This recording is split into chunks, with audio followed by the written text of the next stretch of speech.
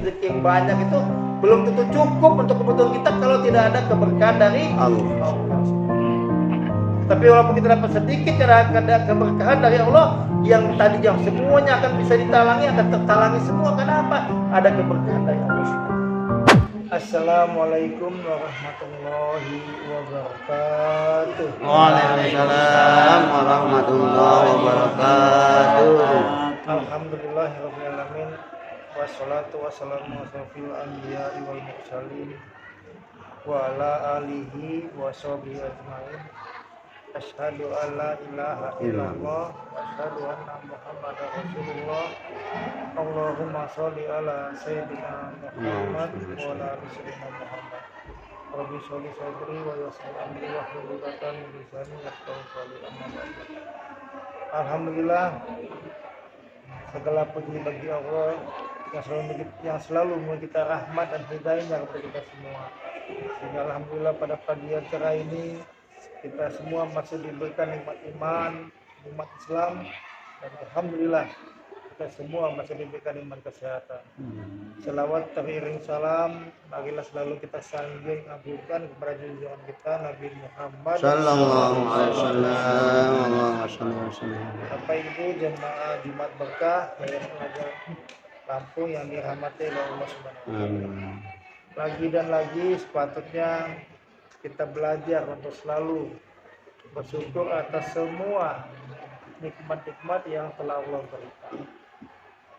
Nikmat berupa kesehatan, ini nikmat yang paling utama, sehingga kita alhamdulillah pada pagi hari ini masih diberikan kesempatan untuk sama-sama hadir dan datang menunaikan tugas dan kewajiban kita sebagai karyawan daripada Yayasan Lampung. Dan nikmat yang kedua, kita diberikan hidayah untuk duduk di majelis ini, sehingga mudah-mudahan Allah beri kita kekuatan hidayah untuk semakin taat sama Allah Subhanahu wa taala. Bapak Ibu hadirin yang dirahmati Allah Subhanahu wa taala, lagi dan lagi tidak bosan-bosan saya hamba yang dhaif ini mengingatkan diri saya dan teman-teman sekalian untuk bagaimana selalu ingat akan rasa nikmat yang Allah berikan kepada kita. Pandainya seorang hamba bersyukur, maka nanti akan Allah tambah nikmat.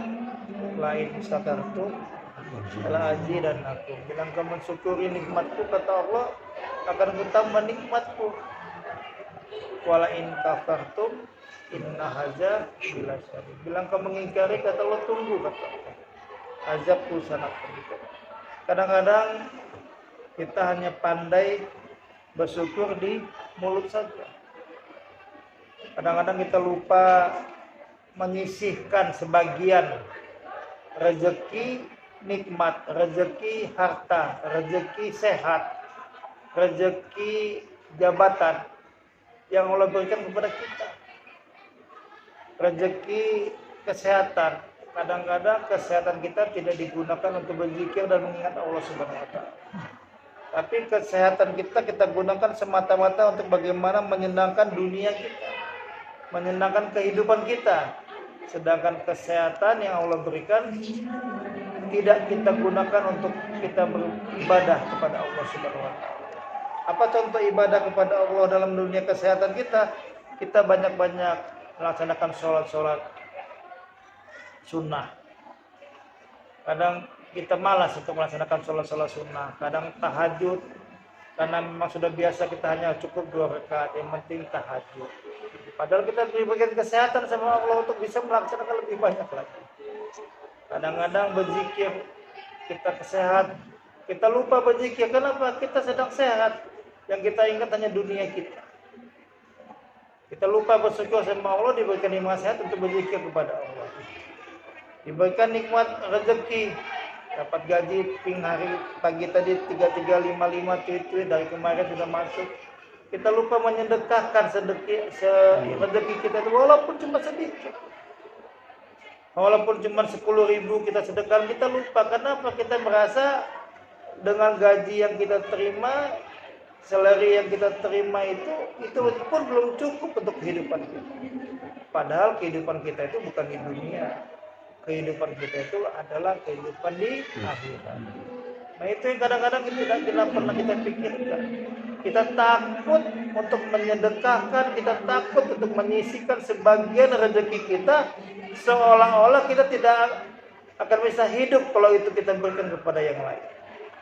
Padahal Allah sudah janjikan semua kebutuhan hidup kita itu pasti dan pasti Allah akan cukupkan bila kita menjadi hambanya yang bersyukur.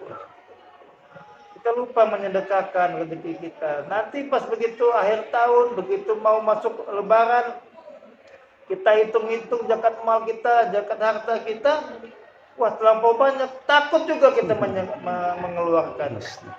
Karena tidak pernah kita cicil. Sehingga kalau harta, kalau jabatan, kalau pangkat, kesehatan kita letakkan di hati kita, maka hati akan terbelenggu dengan semua kesehatan, pangkat dan jabatan tersebut. Tapi kalau semua itu diletakkan di genggaman tangan kita, saya hari ini diberikan kesehatan sama Allah, tapi hari ini saya juga belum melaksanakan kesehatan saya ini untuk ibadah kepada Allah, maka kita segera untuk beribadah. Jangan sampai kesehatan ini Allah cabut, jangan sampai kesehatan ini Allah hilangkan, saya tidak jadi ibadah kepada Allah. Kenapa? Menggerutu. Ketika sehat saja tidak mau ibadah, ketika sakit diuji sama Allah, tambah kesel sama Allah. Begitu diuji, ingat Allah, tapi nggak disemu-semukan sama Allah, jadi kesel sama Allah, jadi benci sama Allah. Kenapa? Tidak ada rasa syukur terhadap kesehatan. Tidak ada rasa nikmat syukur terhadap kesehatan. Hadirin yang dirahmati Allah Subhanahu wa taala, maka untuk itu saya mengajak dari saya pribadi, marilah selalu tanamkan rasa syukur itu dalam hati kita. Kita niatkan dalam hati kita tasihul niat untuk selalu bersyukur kepada Allah akan semua nikmat-nikmat yang Allah telah berikan kepada kita. Bukan syukur di mulut dengan mengucapkan alhamdulillah, tapi bagaimana implementasi rasa syukur itu kita tanamkan dalam hati dan jiwa pikiran kita. Sehingga ketika kita ingat makan yang enak, kita ingat, ya Allah, saya makannya ingat, alhamdulillah ya Allah, Engkau beri kenikmatan untuk lidah saya mengecap makanan yang enak. Kalau tidak kita ucapkan rasa syukur, kadang-kadang kita lupa akan yang enak sampai sekejang-kejangnya sehingga tidak ada lagi rongga di ruang perut kita untuk yang lain-lainnya sehingga terasa kenyang. Maka menjadi temannya setan, bukan temannya syukur lagi. Menjadi temannya setan. Kenapa nikmatnya sampai lupa makannya kekenyangan? Makanya seperti sebelumnya saya sampaikan, banyak-banyak beristighfar sebelum melaksanakan sesuatu. Setelah melaksanakan sesuatu dan setelah melaksanakan segala sesuatu. Beristighfar gunanya untuk apa? Untuk Allah jaga agar hati, pikiran, tingkah laku, perbuatan, akhlak kita tidak menyimpang, tidak semau-maunya gue, semau-maunya saya, tapi benar-benar Allah yang ihdinas siratal mustaqim, Allah yang akan tunjukkan kita. Setelah kita melaksanakan kegiatan, ketika kita lagi senang, lagi bahagia, lagi sedih, lagi segala macam, istighfar, ingat lagi sama Allah, maka Allah tanamkan lagi kekhusyuan hidayah dalam hati kita. Setelah kita melaksanakan suatu kegiatan dan mungkin ada yang sukses, ada yang tidak sukses, kita beristighfar lagi. Kalaupun itu sukses bukan karena kehebatan kita, tapi itu semua datangnya dari Allah Subhanahu wa taala. Kalaupun ada yang gagal, tidak sukses, bukan karena kita tidak berhasil, tidak baik, tapi itulah ujian dari Allah untuk menghilangkan kita dari sesuatu yang tidak baik. Maka beristighfar ini sangat penting, saudara-saudara sekalian. Usahakan beristighfar setiap hari itu minimal 101 kali. Itu minimal. Sedangkan beristighfar 1 menit aja bisa kita dapatkan 33. Alangkah ruginya kita ini satu hari itu 60 kali 24 jam.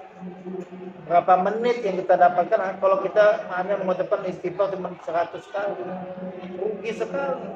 Sedangkan mulut kita, cuap-cuap kita mengenai masalah ilmu, pendidikan, segala macam, masalah dunia, masalah segala macam, bisa berjam-jam kita bisa mengucapkan, tapi beristighfar kepada Allah untuk kita mengingatkan diri kita sangat malas. Kenapa Allah tidak pernah besar dalam diri kita? Kenapa Allah tidak pernah besar dalam hati kita? Karena Allah tidak diutamakan. Karena Allah tidak diprioritaskan.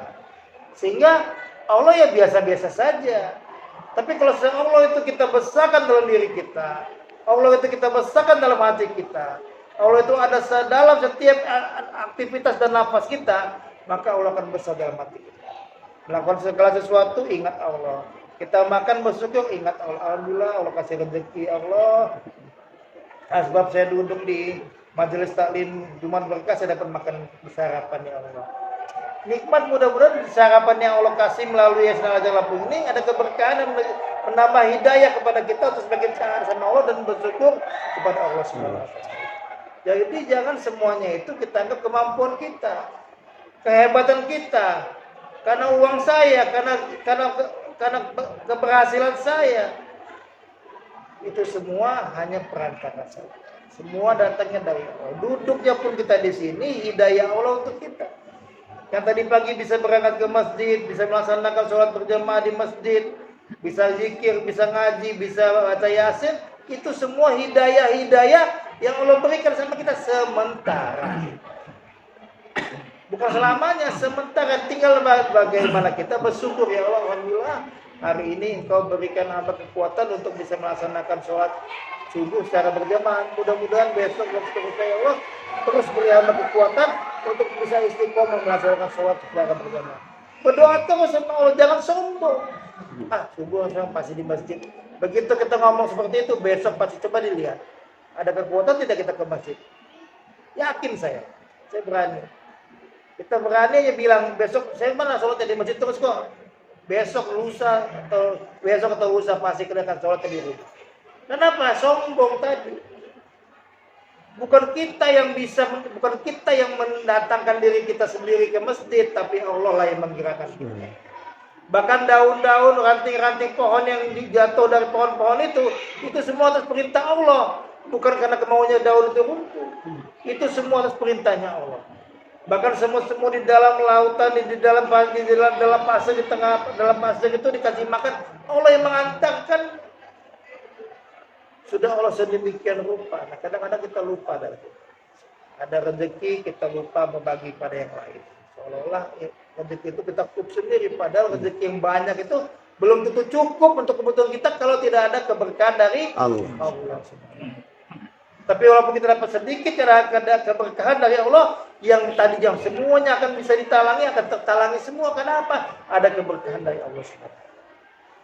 Begitu, marilah di kesempatan Jumat Berkah ini, di kesempatan waktu kita diberi hidup oleh Allah Subhanahu wa taala, mari sama-sama kita beristighfar, mohon ampun atas semua kelalaian kita, kesombongan kita, kemunafikan kita, kehilafan kita, akan semua keberkahan yang sudah Allah berikan kepada kita dan kita lupa untuk bersyukur kepada Allah Subhanahu wa taala. Mudah-mudahan kita selalu diberikan kekuatan untuk selalu saling mengingatkan. Karena kehidupan kita didatangkannya kita ke muka bumi ini oleh Allah tidak lain dan tidak bukan untuk bagaimana mengembangkan, mendakwakan agamanya Allah Subhanahu wa taala. Dan mudah-mudahan berdoa kita semua dipilih oleh Allah untuk menjadi pendakwah agamanya Allah. Amin. Ada benang yang datangnya dari Allah Subhanahu wa taala, kalau kekurangan kehilafan, kekurangan kata-kata yang tidak tepat, kekurangan saya dalam mengamalkan agama. Kalaupun ada kata-kata yang tepat dan baik dan bisa menambahkan jiwa semangat Bapak Ibu semua, yakinlah itu semuanya datangnya dari Allah Subhanahu wa taala. Subhanahu wa bihamdi, subhanallah, asyhadu an la ilaha illa anta, astaghfiruka wa atubu ilaik. Billahi taufiq wal hidayah. Wassalamualaikum warahmatullahi wabarakatuh.